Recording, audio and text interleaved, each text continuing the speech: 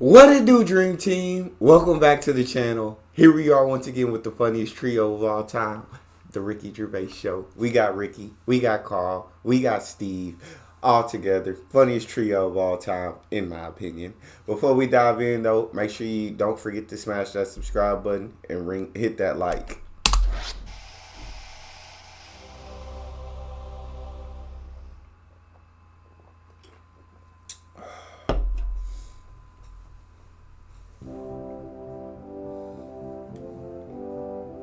For the past few years, Ricky Gervais, Stephen Merchant, and Carl Pilkington have been meeting regularly for a series of pointless conversations.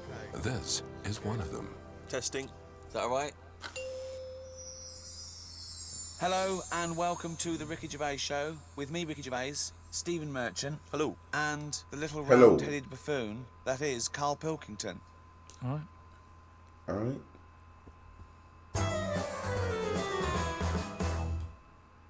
The idea of Englishness and England, it's quite a vague term, isn't it? You can play loose and fast with it. I mean, for instance, I was looking at some quotes about England, and John Major, former Prime Minister, he typified England as being a place of long shadows on county cricket grounds, warm beer, invincible green suburbs, dog lovers, and old maids bicycling through the morning mist. Very specific vision of England. But he never came to the estate that I was born on. Or I was, you know what I mean? So, what is your typical image of an Englishman now? If I had to draw it for an alien, Yeah. He'd be quite squat, Okay. quite sturdy, sort of no neck, hairy. Are you just thinking of yourself? Do you know what? It would be my build with Carl's head. Really? And no neck, yeah. I think he's sort of balding and unshaven, and he's like a shaved caveman. I think he's tough. He'd have tuts. He'd eat like a dog. It's the bulldog breed. It is the bulldog breed. I have the bulldog breed. Yeah. See, now my image of an Englishman is essentially that cliched one. It is, I think, Hugh Grant.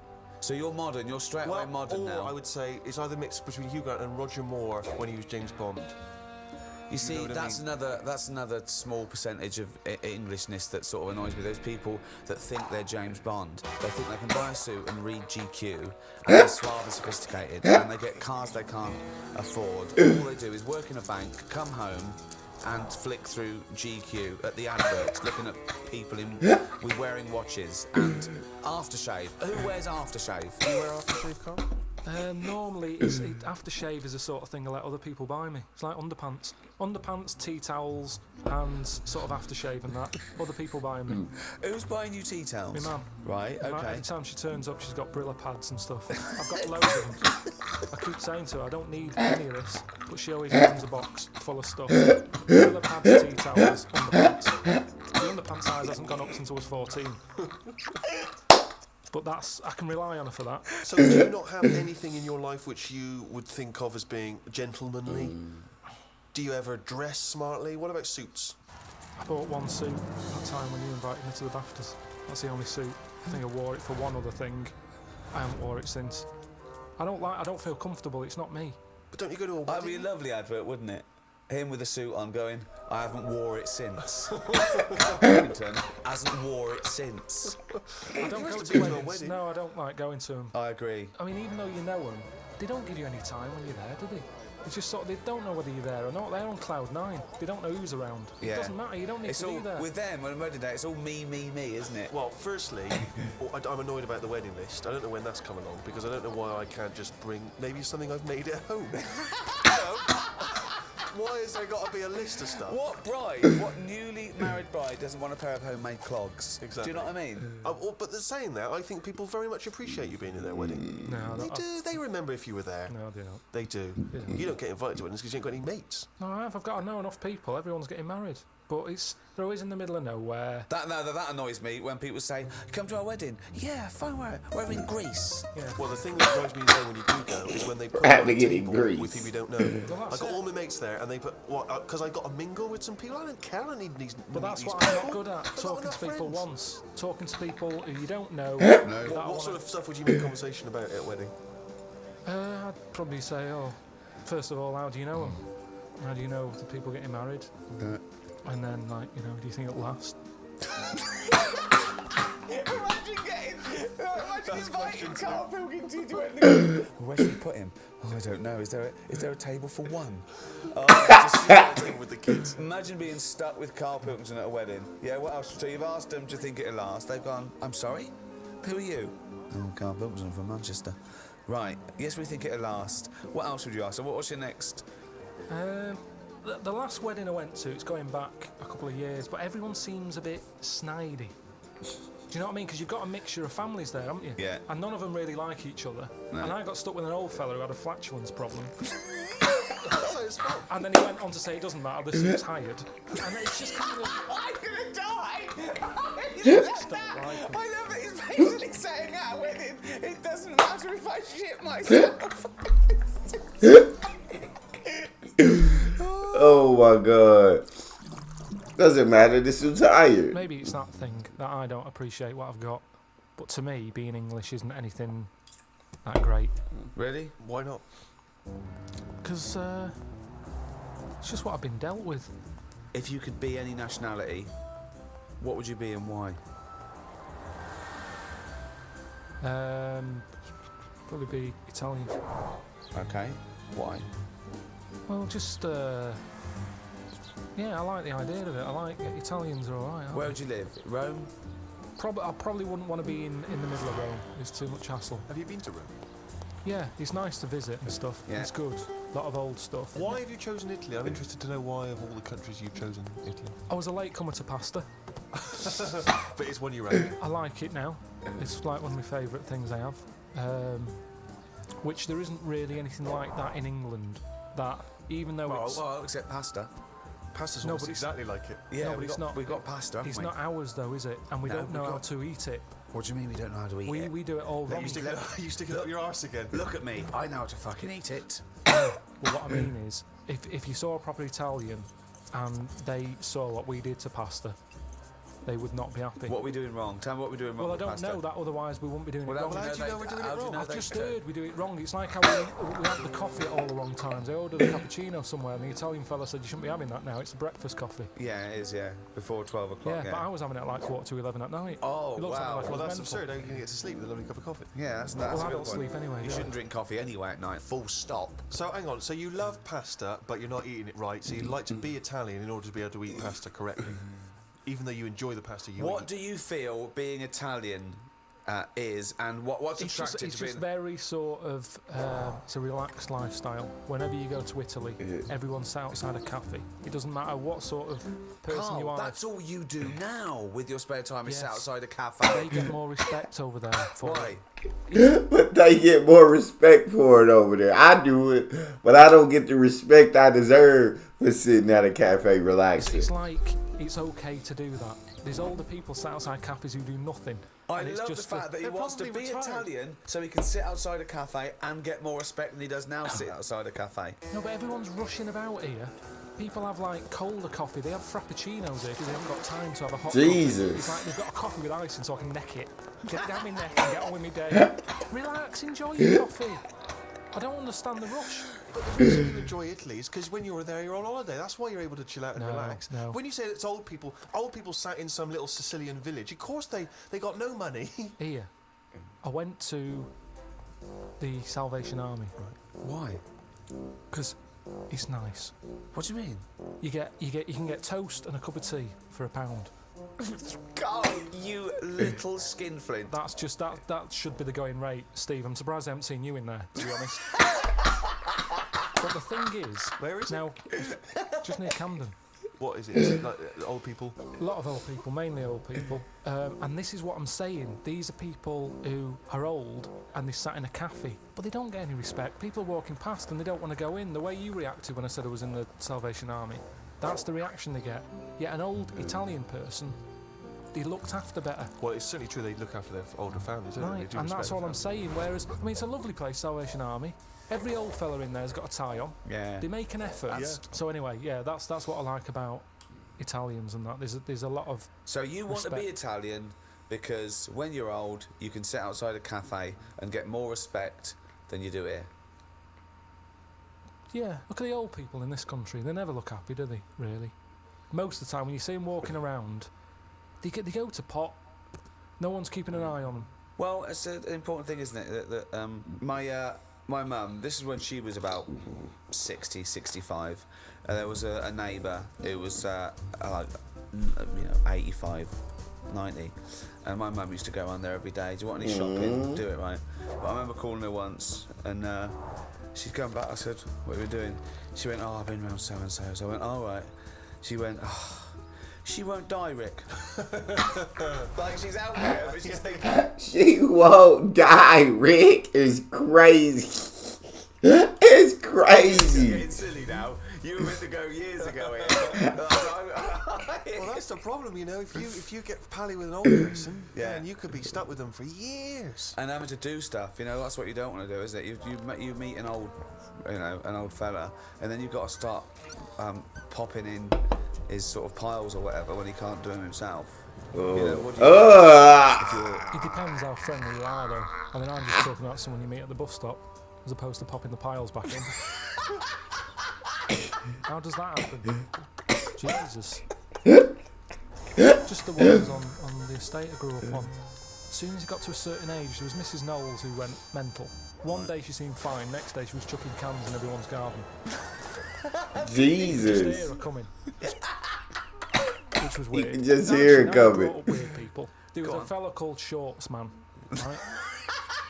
It's so pedestrian.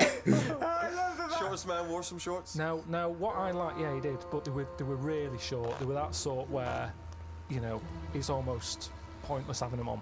What do you mean?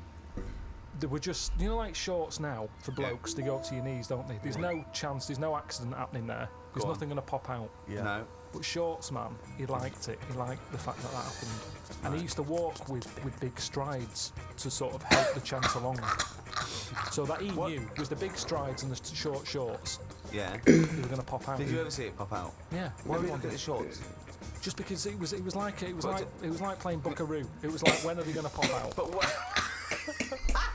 It's just what happened. So, right, but Shorts Man, so he was an exhibitionist. He basically wanted people to see his veg. Yeah. And they were out more than they were in. I mean, they had a tan.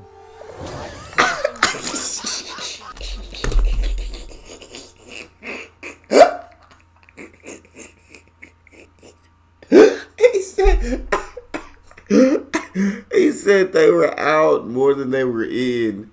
They had a tan. That's crazy. Jesus. What we like in England, I think we like that. We like local characters. The eccentric. Yeah. Eccentric's that's very British. Eccentric, yeah. I'm glad I grew up round there with all them people because So they're am I. interesting. Oh my God. Do you think there's a big difference, Carl, between the Englishman of yesteryear who didn't complain? I mean, he just got on with things. He might have whinged about the weather and the like, but he just got on with things. He carried an umbrella. Yeah. Didn't Whereas whinge about nowadays, anything. people are getting their Prozac and their antidepressants. If They're going someone- to therapy. Yeah. He kept out of stuff as well. Why are we getting involved now in everything? Thoughts on that, Carl? It's news now, innit? Sometimes I think, don't tell me, don't want to know. Just get on with it. Whoever's job that is, get on with it. Yeah. Why am I being told about it? When I've got a problem in my job, no one else knows. No one helps me out and goes, well, I've got an opinion for him. No. This might help him. No one helps me. But I'm being bombarded by everyone else's hassle. They love talking, actually. That's what the English do. Talking, but they never finalise it. They love just being in the meeting room, talking, saying, yeah, we could do this, we could do that. I'm the only one in that room not getting paid. Everyone else is on a wage. I'm there looking at my watch, thinking, right, I've been here for an hour and nothing's been sorted. They're looking, thinking, drag this out for another half hour, gets to lunch. That's what annoys me. They're all sat there just pushing bullshit around the room like dung beetles. Like dung beetles. And that's what the English do. And it's a shame, because I don't think they used to be like that. I wish everybody just sort of kept to themselves more. Like, certain animals do. You just get on with it. It's like an old-fashioned way. What animals keep Well, themselves? any animals keep themselves. Like what? I've said loads of things. What animals keep themselves? Badgers. Why did they keep themselves? No, they just whenever you see them just sort of wandering about a roadside, they're on their own. They're not sort of. What are they doing? In pairs. I don't know. Most of the time they're dead. Most of the time they're dead. I've never seen a live badger. I don't know what his point So that's was. why they're one alone and two getting on with it. I love it. Most I of love the time. that it started off as some kind of poetic analogy. I don't know what that was. Most of the time. I just. Oh God. I like this thing of the Englishman I knew growing up was you had to, when you hit a certain age, when you hit like manhood or puberty or whatever, 13, 14, 15, you had to start showing your mettle. You had to be tough. I remember, right, when I first started going to pubs, right, so I don't know, say 18, you walk into a toilet, the urinals, and the first thing everyone did was fart and gob. If you couldn't do that, then, you get funny looks. You know, That's you go to the urinal disgusting. And they look at you, oh, sorry.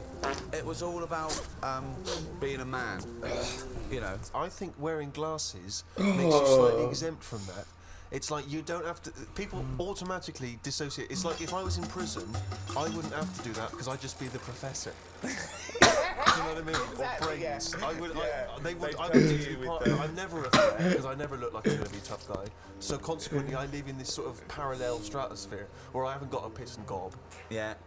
Has that got more popular? Yes. Has it? Yeah. There's a lot of people gobbing? doing it in the streets now. Really? It's not like in, avoiding- Not in Hampstead. It still is, you know. When I walk The only in, person gobbing in Hampstead is me. Jane says, don't gob. People are looking. well, it is. It's your trail that I'm seeing then. It's like a load of sort of washed up jellyfish in London. Just big blobs of it. I don't know. I mean, they shouldn't still be alive. Some of them have like organs in it. It's just big lumps of stuff. Some of them have organs I in mean, them. that list of idyllic, antiquated England of, tea and cakes and cricket, I mean, is valid. But I think the things that sum up Englishness, I mean, talking of the weather, I think drinking, war, we love a ruck. Yeah. We built on war. A lot of people in my comment section, when I react to UK videos on my main channel, they say whinging. Whinging is a part of being English, is what I hear. We're a warrior We're race. pretty good at war. Talking of the English sense of fair play and war, when the crossbow was invented, a lot of people wouldn't use it. They said it was unchristian.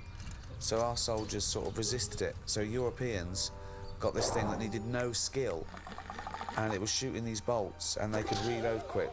And versus our bowmen. What do you think of that? What do you think of going, oh, it's cheating, we won't use it, but having a disadvantage? That's honour, isn't it?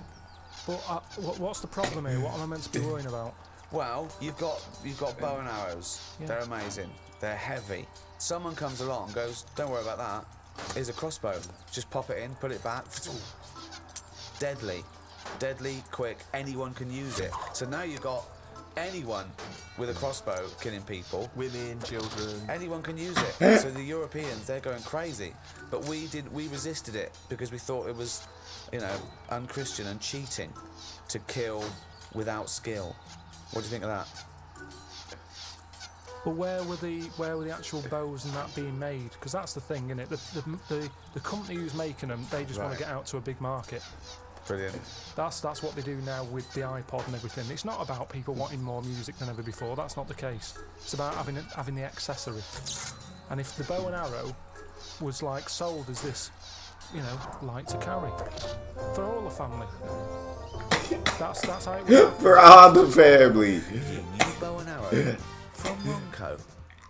But what do you think the problem Yeah, but is? you're not quite getting Ricky's point. His point is the idea of there being sort of rules and fair play and etiquette in war. The I don't objective is think to that's kill a the enemy. place. I don't think war and that is a place to start getting all uppity about someone cheating or having a better system. Really? You think all fair in love and war, do you? Yeah, definitely.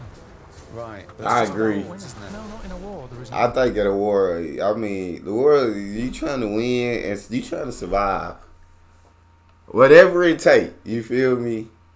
And when you're at war, whatever it take to win. I ain't finna be no turning down weapons that can help you. Whatever it takes. What's extraordinary about the idea of English fair play is, famously the approach during the First World War, that we would sort of walk up out of the trenches onto no man's land and sort of politely march at a slow, steady pace across towards the enemy. I mean, and then we were just being machine gunned down. I mean, it was absurd. And that's the one they had a knockabout and stuff, didn't they? They took a game of football. And all In that. no man's land, yeah. Christmas Day. But who took a football there?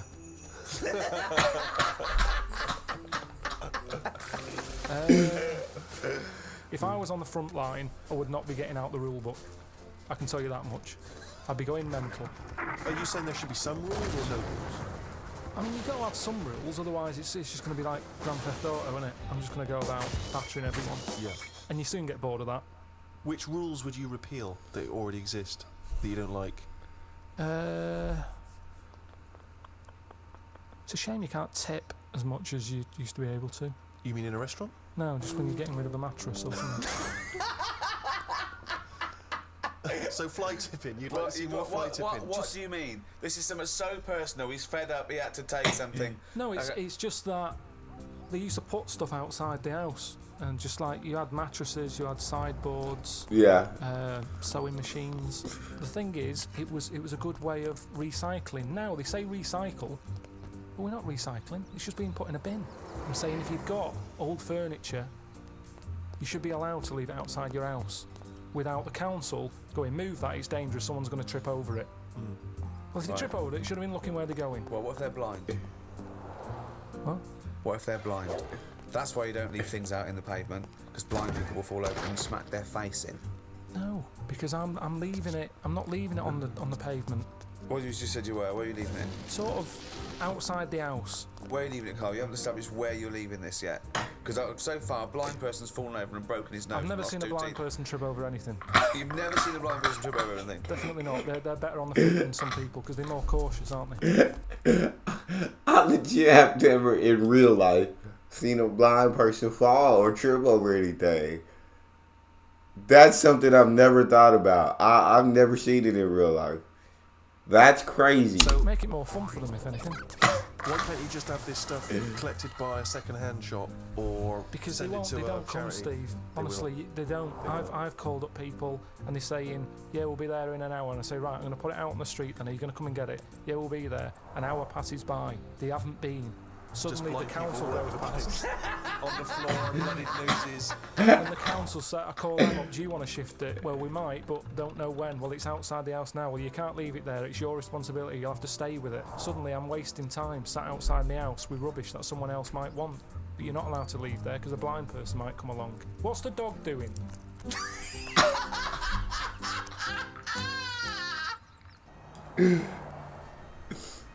What do you make of St. George, the patron saint?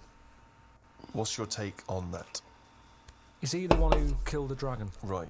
Tell us the story. There was a dragon problem.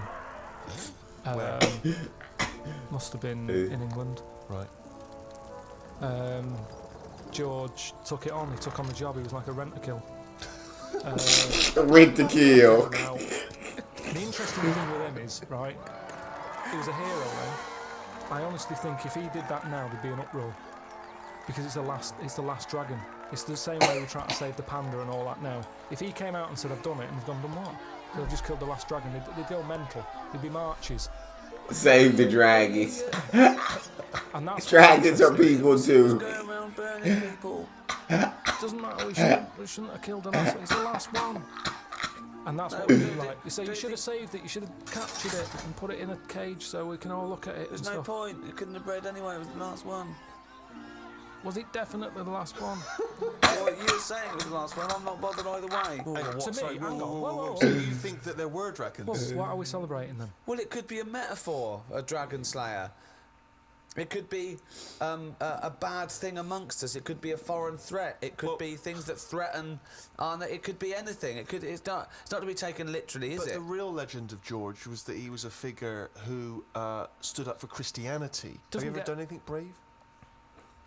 There was a kid at school who used to have epileptic fits a lot, and the teacher used to always say, if it happens, grab his tongue. And I sort of had a go at that once. His tongue. His tongue? Yeah. What? It was. What do you have a tongue for? To pick stuff up? What do you mean a tongue? His tongue in his mouth. Oh, his tongue. Oh, his tongue. Yeah. Right, go on. And they used to say if he starts doing it, grab his tongue and that.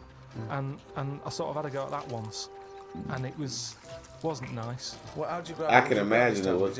Well, I tried to. It's like grabbing a slug.